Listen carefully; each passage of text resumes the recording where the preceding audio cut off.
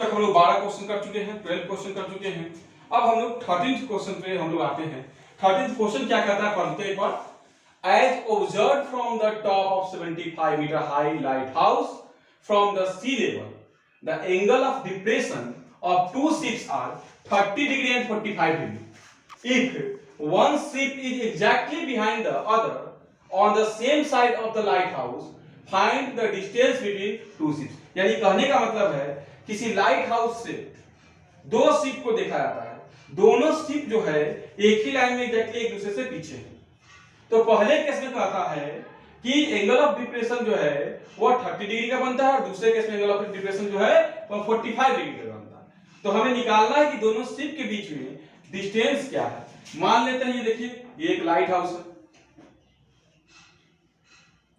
और यहां मान लीजिए एक पहला जो शिप था इसको देखा जाता है 30 डिग्री से, एक ऑब्जर्वर देखता है ये एक शिप है 30 डिग्री से, और यही से ऑब्जर्वर जो है एक दूसरे शिप को देखता है 45 डिग्री से।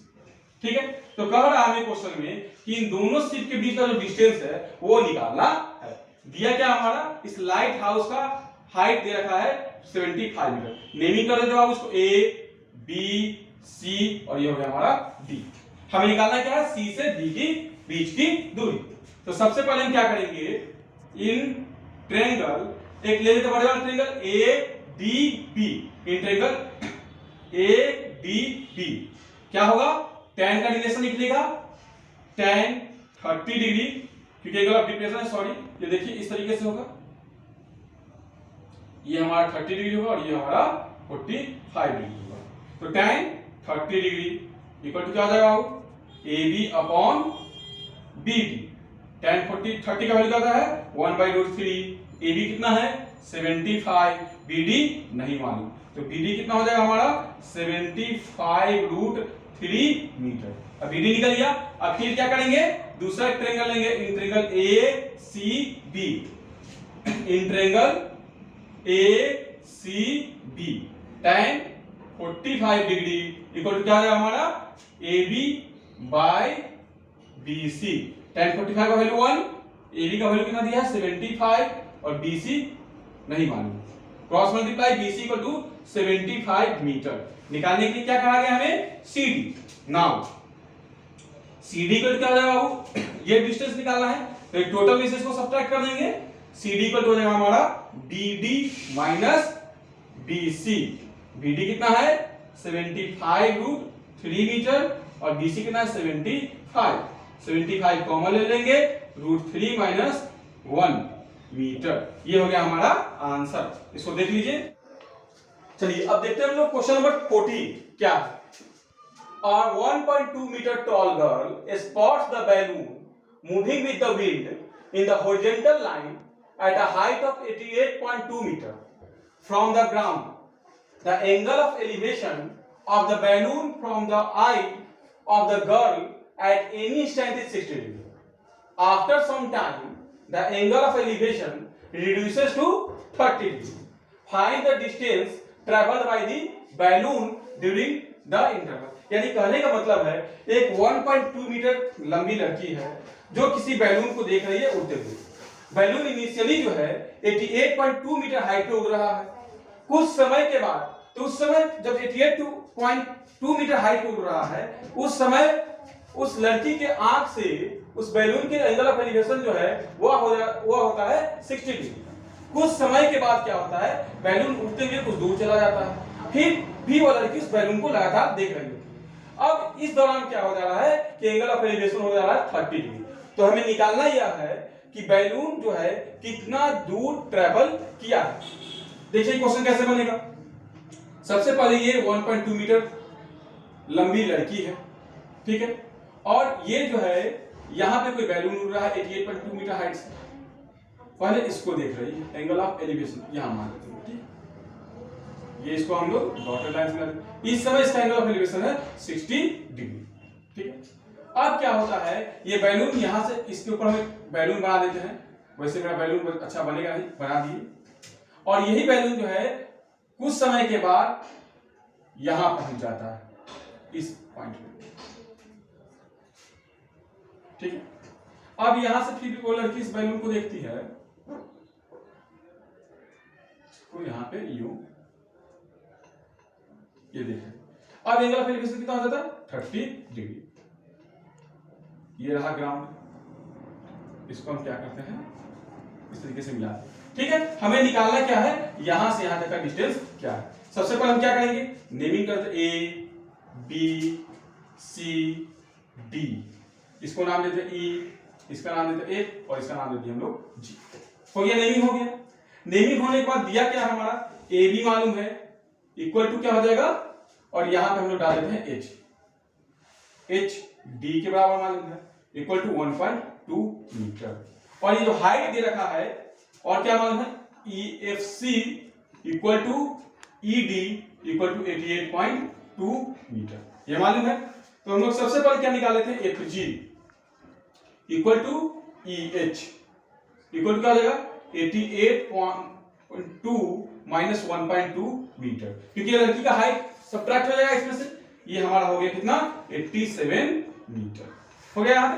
अब हम क्या निकालेंगे, सबसे पहले इस ट्रायंगल में एफ ए और जी, इन ट्रायंगल एफ ए जी, ये परपेंडिकुलर और ये हो गया बेस, इसके बीच में रिलेशन निकाल लेंगे। तो tan 60 डिग्री इक्वल टू हो जाएगा हमारा F G upon A G, tan 60 equal to √3, F G 87, A G नहीं मालूम है, √3 A G equal to 87, A G equal to क्या हो जाएगा हमारा 87 अपॉन √3, इसको रेशनलाइज कर लेंगे, √3 से मल्टीप्लाई √3 से डिवाइड, 87 √3 बाई 3, ये सब कर जाएगा 29 टाइम्स, यानी हो गया 29 √3 मीटर।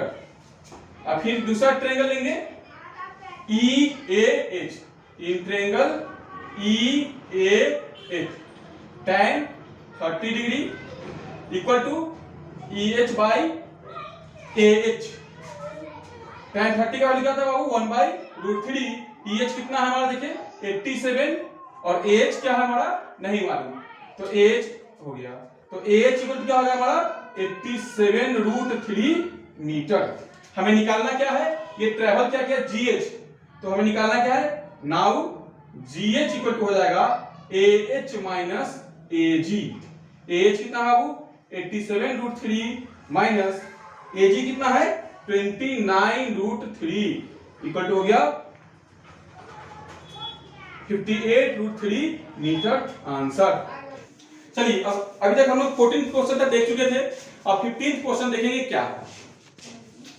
कहता है straight highway leads to the foot of a tower, a man standing at the top of the tower observes a car at an angle of depression of 30 degree, which is approaching the foot of the tower with a uniform speed. 6 seconds later, the angle of depression of the car is found to be 60 degree. Find the time taken by the car to reach the foot at the foot of the tower from this point. Question करने का मतलब है एक इंसान जो है कि एक इंसान जो है दो कार को देख रहा है टावर से, ठीक है, और वो कार जो है टावर के फुट की ओर आ रही है। पहले जब वो देखता है तो एंगल ऑफ एलिवेशन डिप्रेशन जो होता है वो 30 डिग्री का, और 6 सेकंड बाद जो है कार जो है यूनिफॉर्म स्पीड से चलती हुई आ रही है, तो एंगल ऑफ डिप्रेशन इस केस में हो जाता है 60 डिग्री।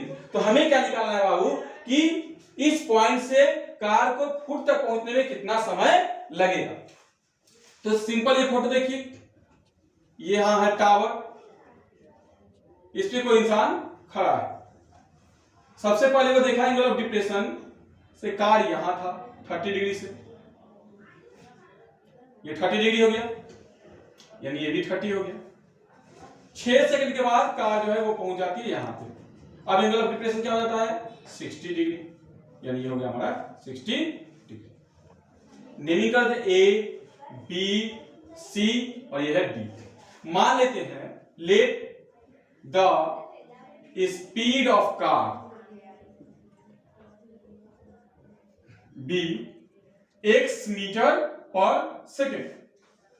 तो अब कार का स्पीड हम x मीटर पर सेकेंड मान लिए, तो क्या होगा डिस्टेंस निकालेंगे distance cover by car in 6 second equal to क्या आ जाएगा वो, डिस्टेंस का क्या आता है स्पीड इनटू टाइम, यानी 6x मीटर हो गया ये, यानी डीसी हमारा कितना हो गया, डीसी इक्वल टू हो गया हमारा 6x मीटर। ठीक है, अब क्या करते हैं हम लोग, निकाल लेते हैं सबसे पहले क्या कि बीडी कितना होगा।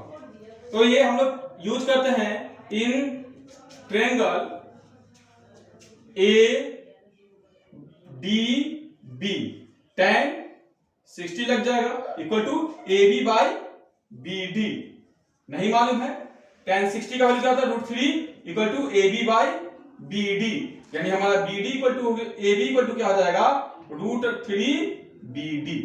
This is equation number A. फिर अगेन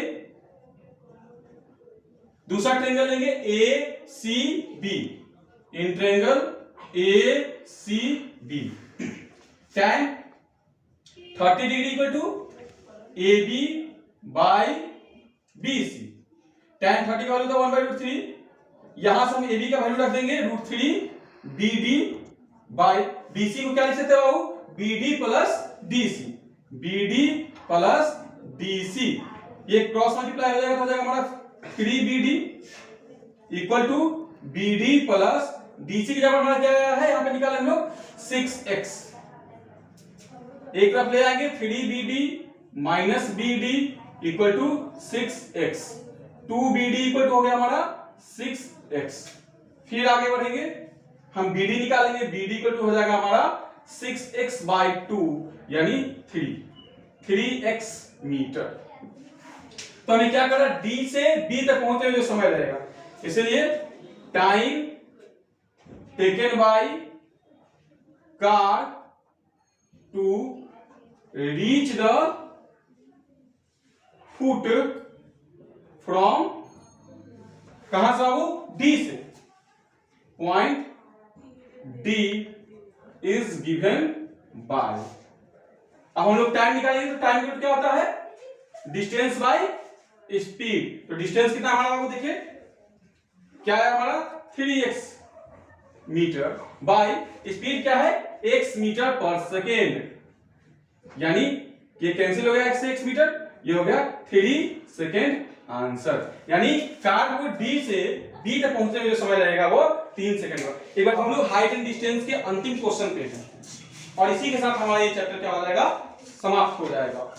तो लास्ट क्वेश्चन क्या है, the angle of elevation of the top of tower from the 2 points at distance of 4 meter and 9 meter from the base of the tower and in the same straight line with it are complementary, यानी कहने का मतलब है ये एक tower है, ठीक है, इस टावर से 4 मीटर और 9 मीटर की डिस्टेंस, टावर के फुट से एक ये और ये एक, यानी कहने का मतलब है यानी यहां से यहां तक हमारा दे रखा है 4 मीटर और फिर फुट से ये दूरी जो है वो 9 मीटर है, ठीक है। तो ये कॉम्प्लीमेंट्री एंगल बनता है, अगर ये थीटा होगा तो ये क्या हो जाएगा 90 माइनस थीटा। तो हमें प्रूव करना है इस टावर का हाइट जो होगा वो 6 मीटर होगा। तो हम नेमिंग कर देते इसका ए बी सी डी।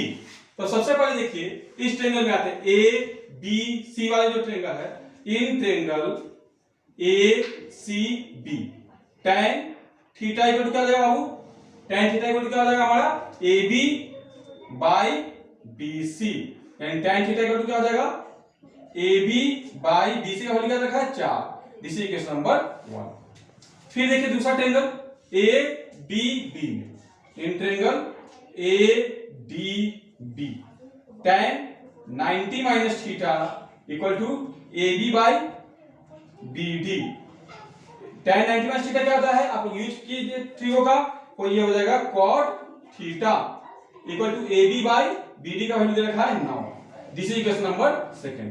ये एक और एक दो है, tan है यहाँ cot है, क्या करेंगे मल्टीप्लाई कर देंगे, मल्टीप्लाइंग इक्वेशन 1 एंड 2। जब मल्टीप्लाई करेंगे तो क्या होगा हमारा बाबू tan into cot theta equal to A B by 4 into A B by 9, ये हो जाएगा tan इंटू कॉट होता है 1 equal to A B square by 36, यानी ए बी स्क्वायर इक्वल हो गया 36, ए बी इक्वल टू क्या हो जाएगा हमारा रूट अंडर 36 यानी 6 मीटर। ये हो गया हमारा प्रूफ। इसी के साथ हमारा चैप्टर क्या होता है फिनिश, खत्म।